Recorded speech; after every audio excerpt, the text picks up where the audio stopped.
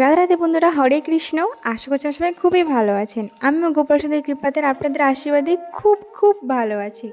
তো আজকে চলে এসেছি গোপালপুরে শ্রী শ্রী রাধাকৃষ্ণ গৌরাঙ্গ মন্দিরে। এটা একটি ইস্কন মন্দির। এটা এতটাই সুন্দর যে দেখলে মন প্রাণ সব জুড়িয়ে যাবে। এর ভবিষ্যৎ পরিকল্পনা, এই মন্দিরে হাইট হবে 108 ফুট, আর এখানে সব ভক্তদের জন্য থাকার জায়গাও হবে, আর 500 গোমাতাদের জন্য একটা গোয়ালঘর হবে। আর এই দেখো, ঝুলন যাত্রার শেষ দিনে আমরা চলে এসেছি। তো ভিডিওটা আমার ছাড়তে একটু লেট হয়ে গেল। আর গোপালসোনা দেখো সব আদর খাচ্ছে সবার কাছে, গোলু।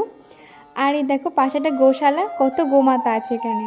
আর এতটাই সুন্দর এই বিগ্রহগুলো, দেখলে যেন মন প্রাণ সব জুড়িয়ে যাবে। এই মন্দিরটা বানাতে নবদ্বীপ থেকে কারিগররা এসছেন মন্দিরটা বানাতে। আর এতটাই সুন্দর মন্দিরটা। তো আপনারা যদি গোপালপুর যান, অবশ্যই গৌরাঙ্গ শ্রী রাধাকৃষ্ণ ইস্কনে অবশ্যই আসবেন।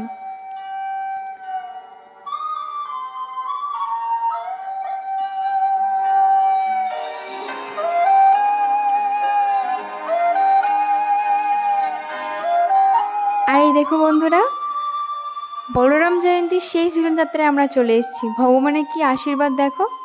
আর দেখো সন্ধ্যাবেলা তুলসী রানী আরতি হচ্ছে, আর সবাই মিলে তুলসী রানী চারিদিকে ঘুরে গান কীর্তন সব করছে। কতটা সুন্দর না? এই দিনটা ভোলার নয়, মানে এতটাই সুন্দর। কিন্তু ভিডিওটা ছাড়তে একটু লেট হয়ে গেল বন্ধুরা, কিছু প্লিজ মনে করবেন না। আর এই দেখো সন্ধ্যাবেলা আরতি হচ্ছে। আমার গোলবাবুর মুখটা দেখো, কতটাও খুশি আজকে। জয় শ্রী রাধে, হরে কৃষ্ণ।